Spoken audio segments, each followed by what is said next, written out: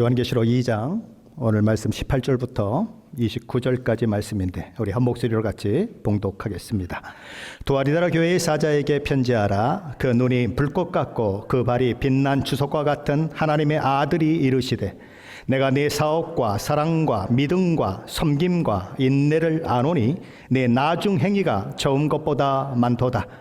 그러나 내게 책망할 날이 있노라. 자칭 선지자라 하는 여자 이세벨을 내가 용납함이니 그가 내 종들을 가르쳐 꾀어 행음하게 하고 우상의 죄물을 먹게 하는도다. 또 내가 그에게 회개할 기회를 주었으되 자기의 음행을 회개하고자 하지 아니하는도다. 볼지어다 내가 그를 침상에 던질 터이요 또 그와 더불어 간음하는 자들도 만일 그의 행위를 회개하지 아니하면 큰 환난 가운데에 던지고 또 내가 사망으로 그의 자녀를 죽이리니 모든 교회가 나는 사람의 뜻과 마음을 살피는 자인 줄 알지라. 내가 너희 각 사람의 행위대로 갚아주리라. 두아디라에 남아있어 이 교훈을 받지 아니하고 소위 사탄의 깊은 것을 알지 못하는 너희에게 말하노니 다른 짐으로 너희에게 지울 것은 없노라. 다만 너희에게 있는 것을 내가 올 때까지 굳게 잡으라. 이기는 자와 끝까지 내 일을 지키는 그에게 만국을 다스리는 권세를 주리니 그가 철장을 가지고 그들을 다스려 질그릇 깨트리는 것과 같이 하리라. 나도 내 아버지께 받은 것이 그러하니라. 내가 또 그에게 새벽별을 주리라. 귀 있는 자는 성령이 교회들에게 하시는 말씀을 들을지어다. 아멘. 오늘 이제 살펴보게 될 교회는 소아시아 7교회 중에서 네 번째 교회입니다. 지금까지 살펴봤던 세 개의 교회는 해안에 가까운 지역에 위치했던 교회라면 이제 오늘 두아디라 교회부터는 내륙 쪽으로 그렇게 가까이 있는 교회입니다. 그래서 이제 해안 쪽으로 해서 시계 방향으로 돌아서 이렇게 삥 돌아서 지금 내륙 쪽으로 좀 가고 있는 중인 것입니다. 이 두아디라 교회에 보낸 메시지는 특징이 두 가지 있습니다. 하나님 메시지가 소아시아의 7교회 중에서 가장 연약하고 가장 작은 교회에 보내진 메시지라는 것입니다. 근데 또 하나의 특징은 가장 작은 교회, 가장 인원수도 없고 그런 교회에 보내진 우리 주님의 메시지인데 메시지의 양은 모든 교회보다 훨씬 더 많다는 것입니다. 제가 세어보니까 아마 대략 12절, 12절 정도 됩니다. 그리고 아마 두 번째 차지하는 게 9절, 어떤 것은 7절, 어떤 것은 6절 그래요. 그러니까 6절인 교회에 비하면 2배나 많은 메시지를 두아디라 교회에 그렇게 하고 계시다는 것입니다. 그러니까 주님의 관심이 어디 있느냐 하는 거죠. 사람들은 작은 교회 그러면 조금 왠지 무시하는 경향이 있습니다. 왠지 별 볼 일 없는 교회처럼 생각하는 경향이 있습니다. 그래서 큰 교회를 담임하는 목사는 굉장히 유명하게 취급을 해주고 작은 교회를 목회하는 목사는 별로 유명한 사람 아닌 것처럼 그렇게 하찮게 취급하는 것들이 있을 수 있다는 거죠. 그게 현실이에요. 그러나 우리 주님은 다르다는 것입니다. 이 두아디라 교회보다 훨씬 더 큰 교회가 있었고 훨씬 아름다운 교회들이 있었지만 우리 주님의 메시지는 두아디라 교회에 가장 길게 가장 큰 관심을 가지고 집중되고 있다는 것입니다. 그러니까 주님의 관심은 그 교회가 얼마나 크냐 적으냐에 있는 것이 아니라 그 교회가 작아도 하나님의 뜻과 하나님의 말씀에 순종하는 교회로 세워지는가 하는 것에 관심이 집중되고 있다고 하는 사실을 우리는 이 메시지의 양을 통해서 그리고 가장 작은 교회에 보내진 메시지가 가장 많다는 것을 통해서 확인할 수 있는 것입니다. 이 두아디라 교회는 버가모와 사대 교회를 이렇게 잇는 역할을 하는 그런 도시로서 평야 지역에 있는 그런 도시입니다. 그래서 이 버가모가 그 당시에 소아시아 지역의 수도 역할을 했던 그런 지역인데 버가모를 가려면 이 두아디라 교회를 그 지역을 통과해야 하는 것입니다. 그래서 로마, 그것을 점령했던 로마는 많은 군인들을 그곳에 보내서 1차 방어선을 치도록 만들었습니다. 그래서 이 평야 지역에 많은 군인들을 보내서 이 버가모라고 하는 이 소아시아의 수도를 1차적으로 방어할 수 있는 방어 진지가 되게 한 것이죠. 그러니까 많은 군인들로 넘쳐났고, 그런 군인들이 많기 때문에 거기에는 이 철제, 병기 제조 공장 같은 것들이 있었을 뿐만 아니라 많은 수공업 그런 공장들이 있어서 늘 이 기능공과 숙련공들이 사방으로부터 몰려들어서 아주 산업이 굉장히 발달한 그런 지역으로 소문이 나 있던 그런 곳이기도 한 것이죠. 그래서 거기에 길드라고 하는 그러니까 동업 그런 업종에 속한 사람들이 서로 모여서 어떤 한 그런 동업조합을 만드는 그런 일들이 있게 되었고, 다른 어떤 지역보다 이 두아디라 지역에는 많은 길드, 동업조합이 있게 되었다는 것입니다. 그래서 이 과거에 무덤에 이렇게 비문을 읽어 보니까 거기 보면 뭐 무슨 일을 하다가 언제 뭐 돌아가셨다 뭐 이런 것들 기록될 거 아니겠습니까? 보니까 이런 직업들이 있었다라는 것입니다. 그리고 이런 동업조합들이 있었다는 것이죠. 양털 제조업자, 세마포 직조공, 겉옷 제조업, 염색업자, 가죽제품 상인, 무두장이로 불리우는 짐승의 가죽을 가공하는 제역업자, 그 다음에 토기장이, 식빵 제조업, 노예상인, 구리 세공업자, 이런 그런 상업적인 그런 것들이 발전을 했을 뿐만 아니라 그런 것들의 조합이 있었다라는 것이죠. 특별히 두아디라는 염색업과 또 모직물 거래로 그렇게 굉장히 유명했던 지역입니다. 당시에 가장 비싼 염색물 중에 하나는 자주색 물감이었습니다. 보통 조개 같은 것을 통하여서 그렇게 채취를 하곤 그랬는데, 두아디라 지역은 독특하게도 그 자색 염색 그 물감을 어디서 채취를 했냐면 이 꼭두선이과라고 하는 게 있어요. 여러분 한번 가서 찾아보면 예쁜 꽃이 피는 그런 것이 있는데, 그거 뿌리로, 그 뿌리에서 채취해서 자주색 그 물감을 채취하고 그것으로 자주색 옷감을 만들죠. 그래서 이 사도행전 16장에 보면 사도 바울 일행이 빌립보에 갔을 때 이렇게 기도할 것을 찾아 나섰다가 어떤 여인들을 만나게 되는데, 거기서 누굴 만납니까? 루디아라고 하는 사람을 만나지 않습니까? 그런데 루디아가 바로 이 두아디라 출신으로서 자색 옷감을 파는 여성 비즈니스 우먼으로 그렇게 이야기되고 있는 것은 바로 이런 것들이 유명하기 때문인 것입니다.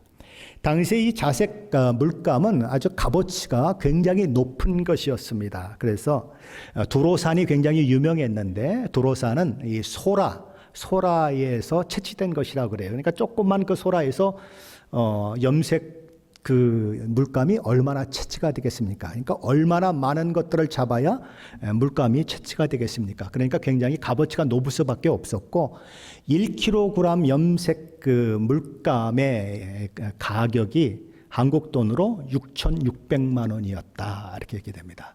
1kg에 6,600만 원.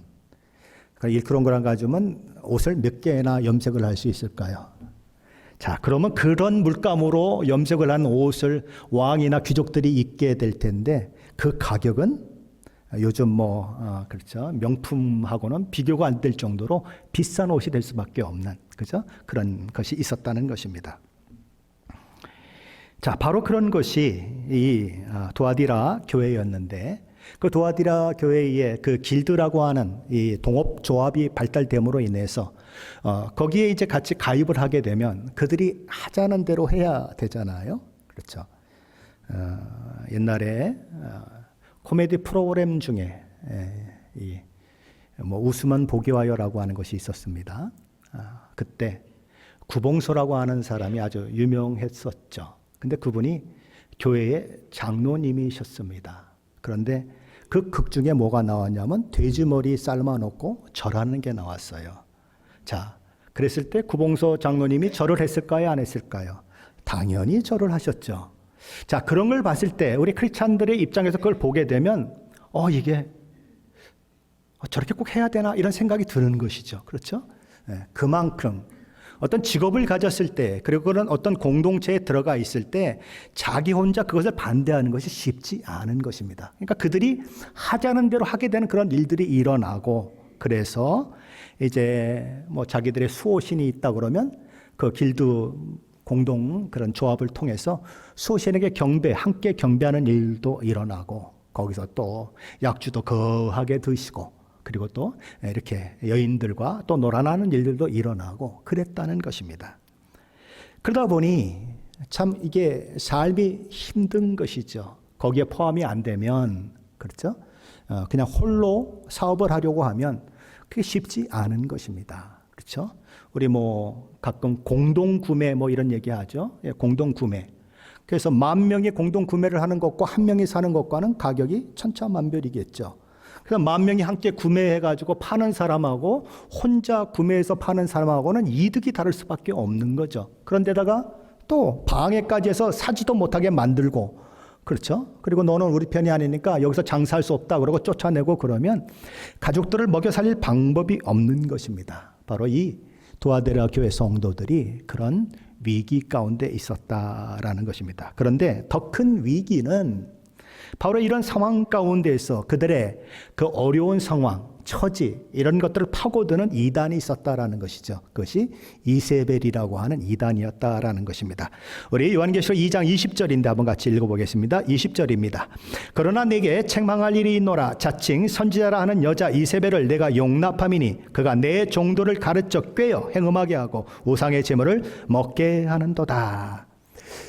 이 두아디라 교회 성도들은 자칭 선지자라는 여자 이세벨을 용납했다라고 이렇게 얘기합니다. 용납했다는 말은 거부하지 않고 받아들였을 뿐만 아니라 지지했다는 말까지 포함되는 것입니다. 그들이 책망받는 이유가 그것이었다라는 거예요.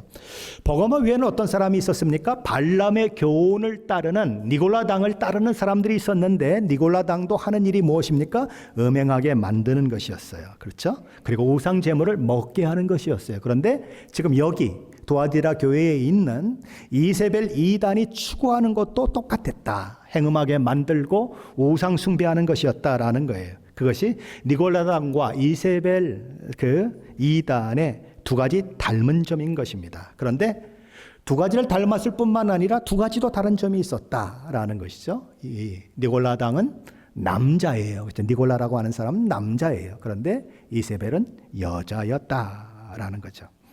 그리고 니골라당은 자기를 선지자라고 얘기하는 그런 말이 전혀 나오지 않는데, 이 이세벨은 자칭 선지자라고 하는 말이 나온다는 의미에서 앞에 있는 니골라당과 이 이세벨 이단은 두 가지가 다른 것입니다. 두 가지 공통점이 있는 반면에 두 가지 다른 면이 있다라는 거죠. 자, 그런데 이세벨은 자칭 선지자로 불렸다라는 것입니다. 그 얘기가 무엇입니까? 교회에서 인정해 주는 것도 아니고, 또 교회에서 이렇게 직임을 받은 것도 아니고 자기 혼자 선지자 노릇하는 그런 여인이었다라는 것이죠. 그러니까 이 이세벨은 자칭 선지자로서 하는 그 일이 굉장히 큰 문제가 되었다는 것입니다. 단지 어떤 성경을 잘못 가르쳤다거나 엉터리 성경 신학이나 교리를 가르쳤다는 것보다 그것도 굉장히 큰 문제이지만 더 큰 문제를 가지고 있었는데, 그러니까 자칭 선지자다. 그럼 자기가 선지자인 것을 증명하려면 어떻게 해야 합니까? 뭔가 뭐 환상을 보거나 어떤 계시를 보거나, 그렇죠? 뭐 이런 것들이 있어야 자기가 증명이 되지 않습니까? 그러니까 속칭 직통 계시를 받았다라고 하는 주장을 하게 되는 것입니다. 나는 하나님께 직접 하나님의 말씀을 들었다. 그렇죠. 그래서 이제 여자 어떤 선지자 역할을 하는 사람들이 있으면 사람들이 가가지고 내가 누구랑 결혼하면 되죠? 내가 어디를 가야 돈을 많이 벌 수 있죠? 이런 걸 가서 물어본단 말입니다. 그러면 내가 하나님 앞에 물어보고 올게. 그러면 방 안에 들어가서 하나님 앞에 물어보고 와가지고는 뭐 예언의 은사를 가진다고 예언을 해주면 또 그거를 또 철떡같이 믿고 따라가는 사람들이 있단 말이죠. 그런데 이 사람은 직통계시를 받았다. 하나님 앞에 직통계시를 받았다는 말이 얼마나 큰 차원입니까? 성경과 같은 수준이다 그 얘기예요. 우리는 그래서 직통계시를 인정하지 않습니다. 성경에 버금가는 계시는 없기 때문에 우리는 인정하지 않아요. 그러나 직통계시를 받았다고 하는 사람은 계속 넘쳐나는 것입니다. 그래서 무슨 얘기를 하죠? 그렇게 아까처럼 막 어떤 미래를 예언해 주는 일들을 할 뿐만 아니라 몇 년, 몇 월, 몇 시에 예수님이 이 땅에 오신다 이런 얘기를 또 하는 것이죠. 그렇죠? 그래서 제7 안식교에서도 과거에 직통계시를 받아가지고 몇 날 며칠에 온다고 그랬다가 거짓말을 친 적이 있었고, 또 한국에서는 또 다미선교회라고 하는 곳에서 또 몇 년, 몇 월, 며칠에 예수님이 오신다고 그래가지고 뭐 흰 옷을 입고 자기들끼리 뭐 찬송하고 산에 올라가서 막 그러다가 안 오셨죠. 그죠? 그런 적이 있는 것입니다. 이 직통계시 이런 것이죠. 그런데 이 여인이 이세벨이다라고 부르고 있다는 거예요. 자, 이세벨이라고 부르는 이유가 무엇입니까? 열왕기상 16장에 나오는 이세벨을 닮았다라는 것입니다. 이세벨은 이 시돈 땅의 엣바알의 공주였어요. 그러니까 여기 나오는 이 이세벨도 출신이 범상치 않은 그런 사람이었다라는 거죠. 그리고 뭐 웬만한 여자가 한 왕의 왕후가 될 수 있겠습니까? 과거의 왕후를 뽑으면 세상에서 가장 예쁘고, 그렇죠? 예, 그리고 또 뭐 도덕적으로 집안도 좋고 그런 사람들을 왕으로 뽑는 거 아니겠습니까? 그러니까 여기 두아디라의 이세벨도 미모가 출중한 사람이었다. 그러니까 바깥에서 볼 때에 신분이나 그가 가지고 있는 힘도 대단한 사람이었고, 또 외모로 봐도 압도될 수 있는, 야, 나도 여자이지만 넌 정말 너무 지나치다 할 만큼 대단한 여인이었다라는 것이죠. 그러다 보니 사람들이 많이 따를 수밖에 없었는데, 거기다가 직통계시까지 받아가지고 어쩌고저쩌고 막 예언을 해주니까 사람들이 막 줄줄이 따라가는 그런 일들이 있었다라는 거죠. 또 이세벨은 어떤 일을 했습니까? 지가 전면에 나서서 하는 것 같지 않으면서 자기 남편 아합을 손에 쥐고 막 흔들었죠. 그리고 그를 조종해가지고 온 북이스라엘을 이 바알과 아세라를 섬기는 그런 나라로 만들고 수많은 이 하나님의 선지자들을 죽이는 그 일을 하게 되고, 그렇죠? 우리가 잘 알고 있는 그 포도원 때문에 나봇의 포도원을 뺏기 위해서 그거 모든 계획을 세운 사람이 다 누굽니까? 이세벨이에요. 그렇죠? 엘리야가 갈멜산에 올라가서 이 바알과 아세라 선지자들을 다 죽이고 그런 일들이 있으니까 이 엘리야를 죽이려고 했던 인물도 누굽니까? 다 이세벨입니다.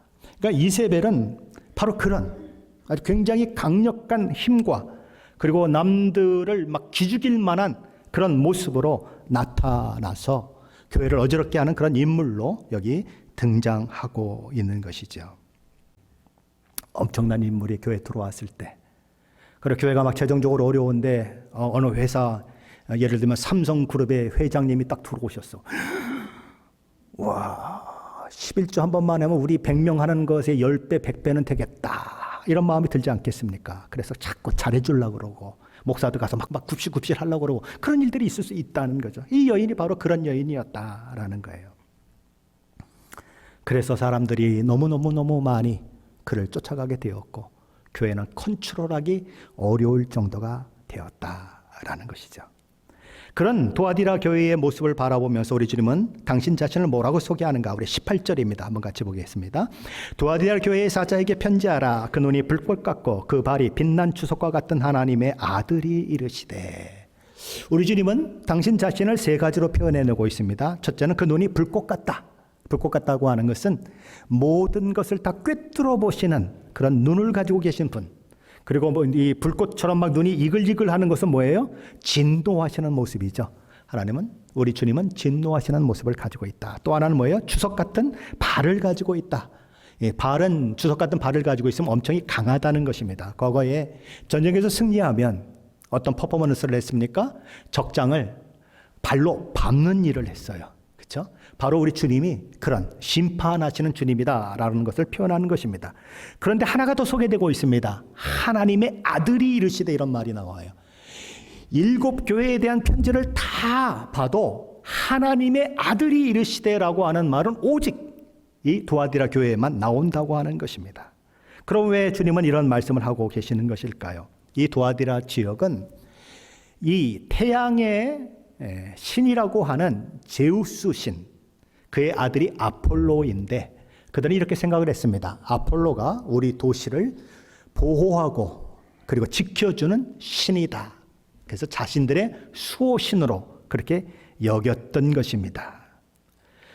그러니까 우리 주님은 그 상황을 바라보시면서 하나님의 아들이라고 하는 표현을 거기 놓고 계신 것입니다. 너희는 제우스의 아들 아폴로에 의해서 인도되는 그런 사람들이 아니라 하나님의 아들 예수 그리스도를 통해서 인도되는 자들이라고 하는 것을 이 말씀을 통해서 보여주고 있는 것입니다. 자, 그렇다면 눈이 불꽃 같은 우리 주님, 모든 것을 꿰뚫어 보시는 우리 주님의 눈에 보인 것은 무엇일까요? 우리 19절입니다. 한번 같이 보겠습니다. 내가 내 사업과 사랑과 믿음과 섬김과 인내를 아노니 내 나중 행위가 처음 것보다 많도다. 여기 사업이라고 번역돼서 조금 오해가 될 수 있습니다. 아까 그냥 이런저런 사업하는 사람들이 많다 그랬는데 그 사업이 번창했다는 얘기냐? 그거 아닙니다. 여기 사업이라고 하는 말은 행위, 수고 이런 말이에요. 그러니까 내가 내 행위와 혹은 내가 내 수고와 이런 것입니다. 그럼 어떤 행위, 어떤 수고입니까?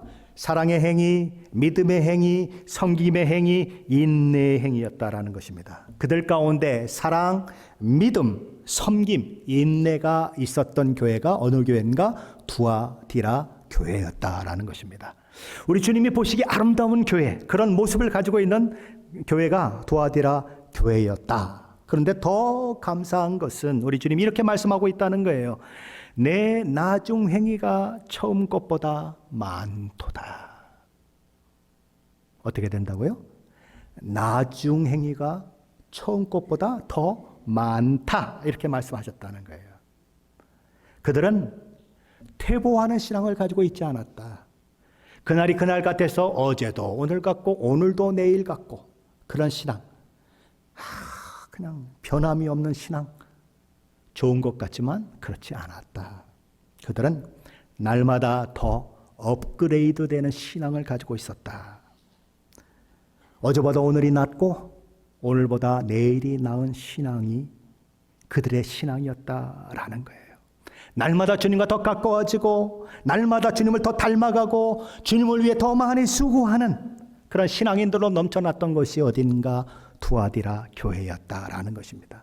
첫사랑을 잃어버린 에베소 교회는 책망을 들었지만 그 에베소 교회와 정반대로 가면 갈수록 신앙의 발전을 거듭했던 교회, 그 성도들이 누군가? 두아디라 교회의 성도들이었다라는 것입니다. 어떻게 하면 그렇게 될 수 있을까요?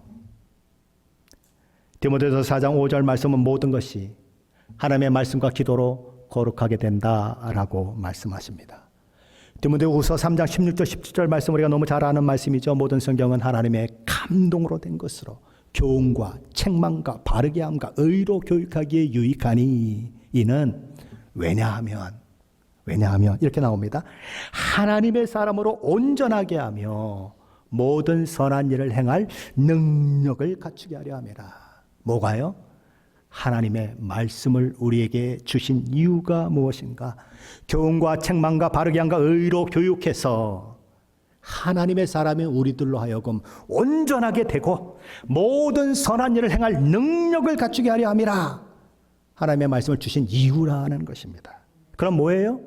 하나님의 말씀을 가까이 하면, 하나님의 말씀을 듣고 배우고 익히고 순종하면 어떻게 된다?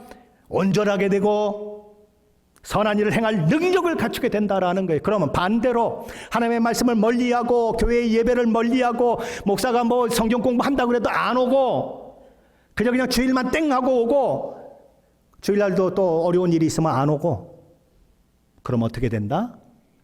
강하게 될 수도 없고 온전하게 될 수도 없고 선한 일을 행할 능력도 없기 때문에 온전한 신앙생활하기 어렵다. 이렇게 얘기하는 거예요. 왜 교회가 힘이 없을까요? 왜 교회가 이렇게 무력한 모습을 보일까요? 그렇죠? 예배가 점점 사라지고 있습니다. 우리 교회는 새벽 기도 때마다 다른 교회 교인들이 오세요. 요새는 또 또 다른 분들이 또 오고 계셔요. 왜 그래요? 새벽 기도하는 교회가 없어지기 때문에 그래요. 이제 수요 예배하는 교회도 없어져요. 그거 다 뭘로 대치자면 금요 무슨 성령 집회 뭐 이런 걸로 대치돼 가지고 수요 예배도 없어지는 그런 상황 가운데 있어요. 그러면 언제 하나님 말씀 공부합니까? 언제? 하나님의 말씀을 가르침 받습니까? 그렇다고 집에서 성경 읽어요? 여러분 한번 물어볼게요. 몇 독이나 하셨습니까? 정말 내가 믿음의 사람으로 세워지려면, 정말 모든 선한 일을 행한 능력을 갖추려면 뭘 해야 하는가? 말씀에 심취되어야 한다.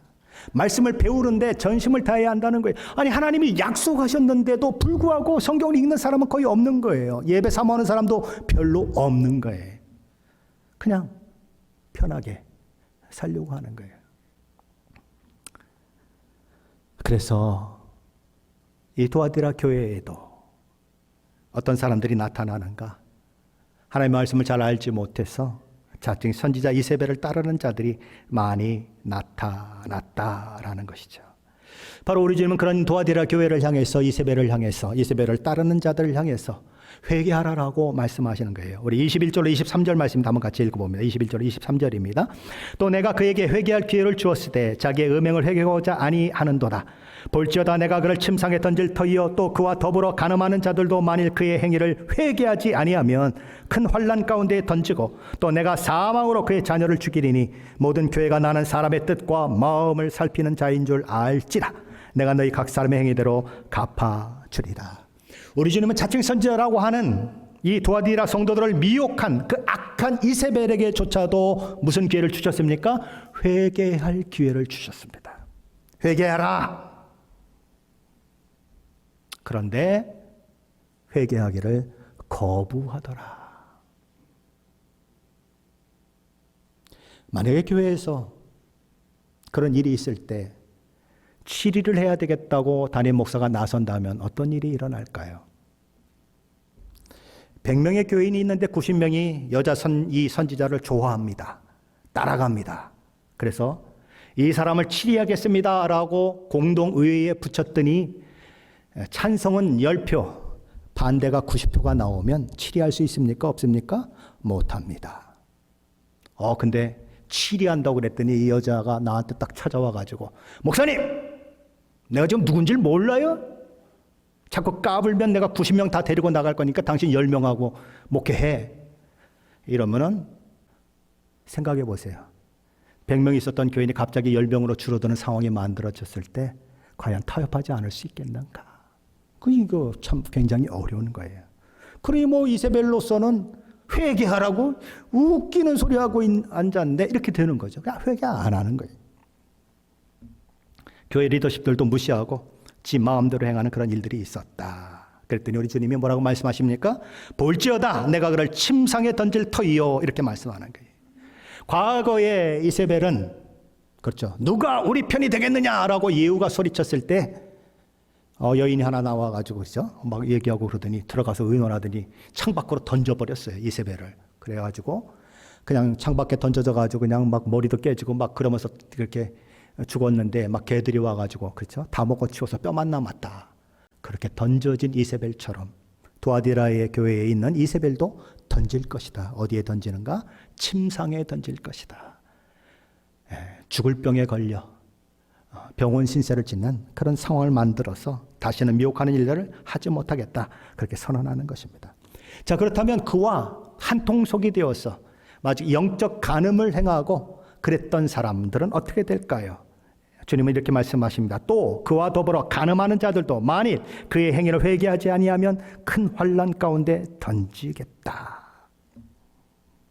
성도는 하나님과 영적 혼인 가운데 있는 그런 사람들입니다. 혼인이 뭐죠? 지금까지 남자라면 수많은 여자들과 만남도 가졌고 또 선도 받지만 결혼한 이후로는 다른 여자 안 보겠습니다 라고 서로 약조하는 것입니다.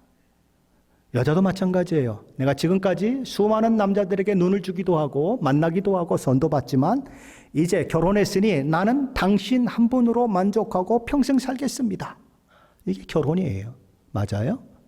그래서 결혼해서는 간음이라고 하는 것은 있어서는 안 되는 것입니다. 왜냐하면 그것은 약속을 깨는 것이기 때문에 그래요. 마찬가지예요.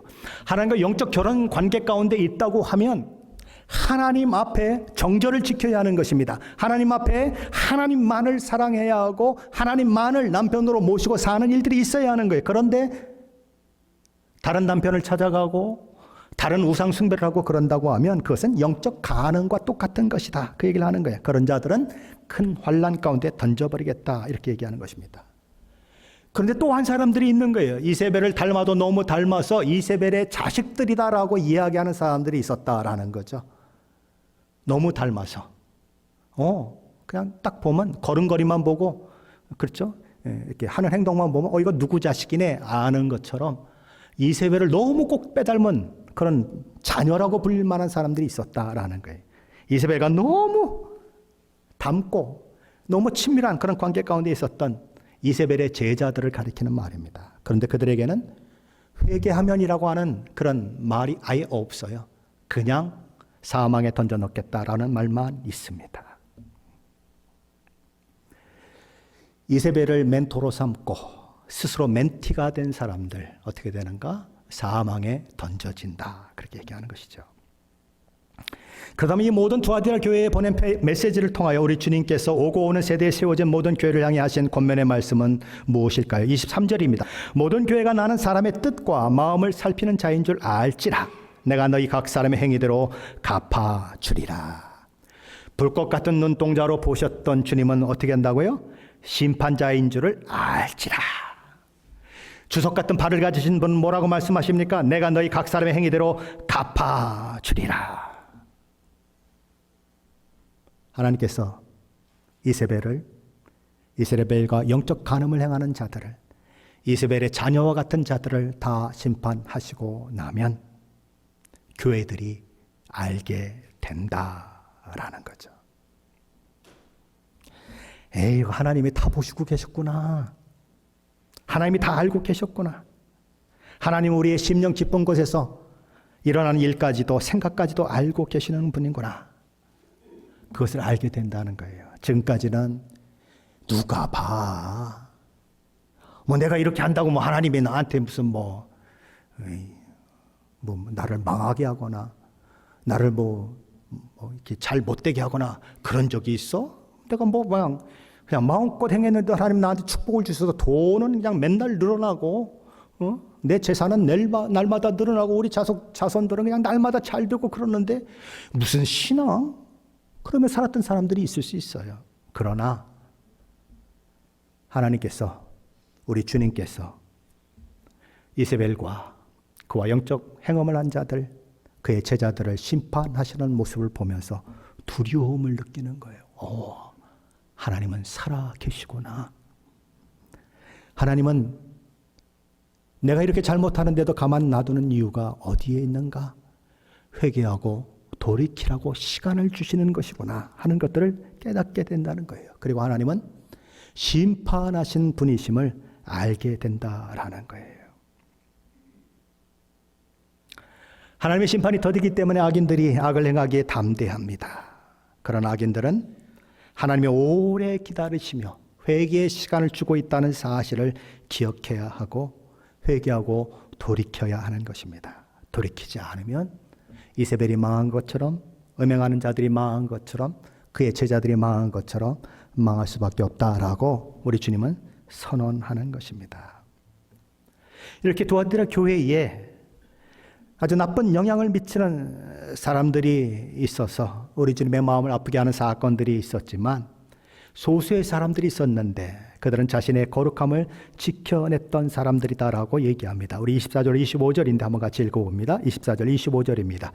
두아디라에 남아있어 이 교훈을 받지 아니하고 소위 사탄의 깊은 것을 알지 못하는 너희에게 말하노니 다른 짐으로 너희에게 지울 것은 없노라. 다만 너희에게 있는 것을 내가 올 때까지 굳게 잡으라. 우리 주님은 두아디라 교회에 남아있는 자들이 있다라고 얘기합니다. 소수가 있다는 것입니다. 과거에 이세벨에 의해서 하나님의 선지자들이 핍박을 당할 때, 죽임을 당할 때, 그리고 엘리야가 이세벨에 내가 너를 오늘 해지기 전에 죽게 만든다고 했을 때 도망쳤을 때에 엘리야는 하나님 앞에 뭐라고 기도했죠? 하나님, 세상에 남은 선지자라고는 저 하나밖에 없습니다. 그런데 그 하나밖에 남지 않는 나를 저 이세벨이 죽이려고 합니다.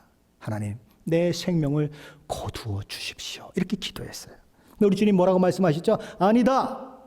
내가 바알에게 무릎 꿇지 않는 7,000명을 남겨두었다 라고 말씀하셨어요. 그것처럼 두아디라 교회에도 수많은 사람들이 다 이세벨 이단에 그렇게 물들고 그를 쫓아가는 것 같지만 남은 자들이 있다라는 거예요. 이세벨의 교훈을 거부한 자들, 사단의 깊은 것을 알지 못하는 자들이 있다, 이렇게 말씀하는 거예요.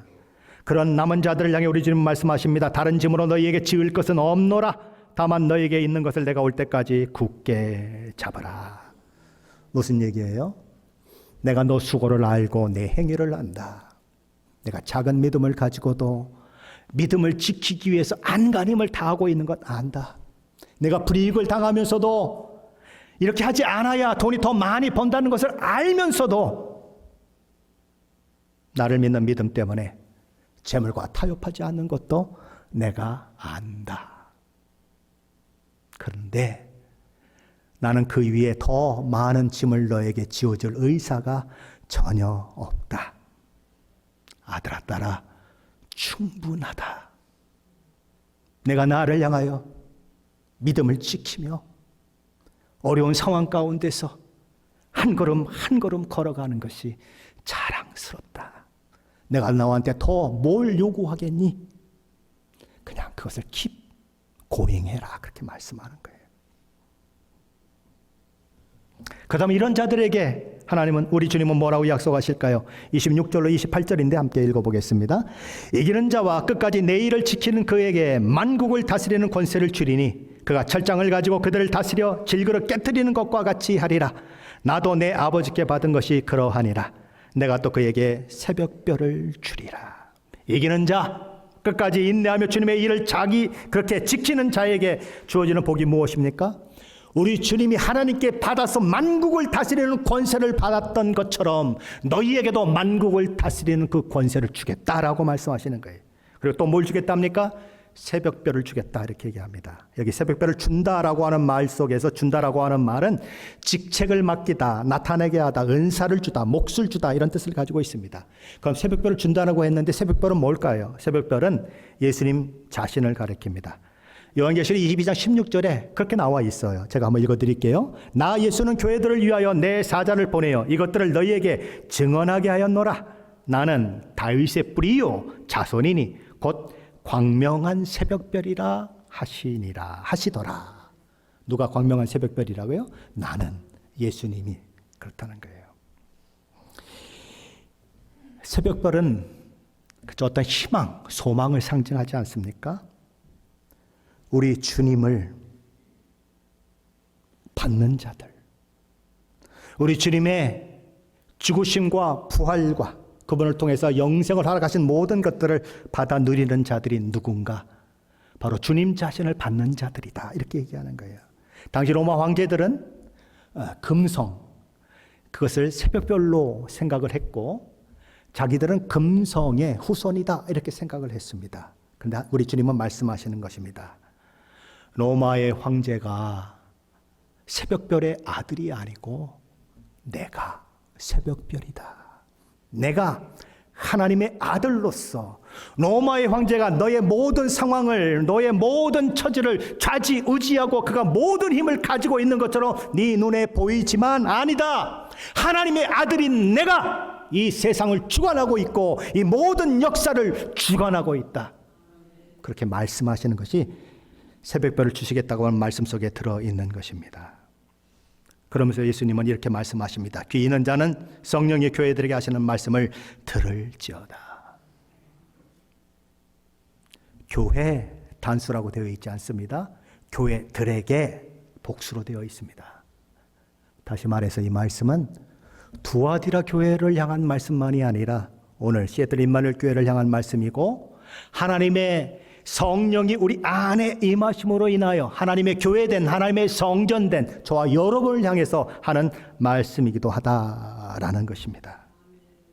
그러니 어떻게 하라고요? 교회들에게 하시는 말씀을 들을지어다. 뭘 들어야 합니까? 내 안에 이세벨이 있는지 확인해야 한다는 것입니다. 이세벨이 무엇입니까? 하나님을 버리지는 않았지만 하나님보다 세상으로 달려가는 마음이에요. 에이, 하나님의 말씀대로 살면 망해요. 하나님의 말씀대로 하면 손해 그렇게 당해요. 하나님 말씀대로 살면 왕따 돼요.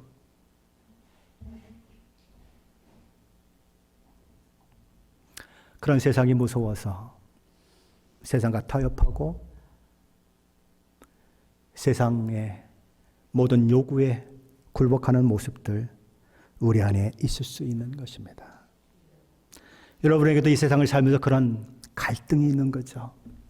내가 이 세상에서 어떻게 믿음의 사람으로 살아야 하는가? 법은 멀리 보이고 주목은 가까워 보이는데 신앙으로 살아봐야 손해볼 게 뻔한 것 같은데 그래도 내가 신앙으로 살아야 하는가? 하나님의 복주심과 인도하심을 마음에 담고 그렇게 살아야 하는가? 고민이 있는 것이죠. 그 이세벨을 우리 몸 안에서 우리 생각 안에서 떼어보내라라고 우리 하나님은 말씀하십니다. 이세벨의 마음이 있다면 회개해라. 그리고 또 하나, 두아디라 성도들이 오늘보다 내일이 더 아름다운 신앙의 모습을 가졌던 것처럼 계속 신앙이 좋아지는 사람이 되라라고 말씀하는 거예요. 아이고, 이 사람은요 30년 전이나 지금이나 똑같아요. 성도들이 그 소리를 듣는 것은요 창피한 거예요. 그런데 하물며 이 사람은 옛날보다도 더 못해졌어요 라고 듣는다고 하면 그거는 하나님 망신, 예수님 망신, 성령님 망신 다 시키는 거예요. 우리는 매일 달라져야 해요. 더 나아져야 되고 더 하나님 앞에 신실한 종으로 세워져야 해요. 그러려면 말씀과 씨름해야 되고 말씀을 읽고 묵상하고 말씀을 배우고 말씀에 찔림을 받고 그래야 해요. 수많은 믿음을 가진 사람들이 다 무엇으로 깨졌어요? 다 말씀으로 깨졌어요. 말씀이 도둑질하지 말라 그러니까 도둑질을 멈추고 말씀이 간음하지 말라 그러니까 간음을 멈추고 다 말씀에 부딪혀서 일어난 일들이에요. 어느 날 하늘에서 무슨 천사가 얘기해서 변한 사람 몇 명이나 있어요. 그런 사람들도 금방 자기 자리로 가요. 그러나 말씀에 부딪혀서 변화된 사람들은 완전히 변화해서 세계를 가는 모습들, 그런 사람들 수없이 만나고 있어요. 그래야 한다는 거예요. 귀 있는 자는 성령이 교회들에게 하시는 말씀을 들을지어다. 오늘 두아디라 교회의 이야기를 통하여서 성령이 우리 마음가운데 하시는 말씀을 듣는 제가 되고 여러분 되시기를 예수 그리스도 이름으로 축원합니다.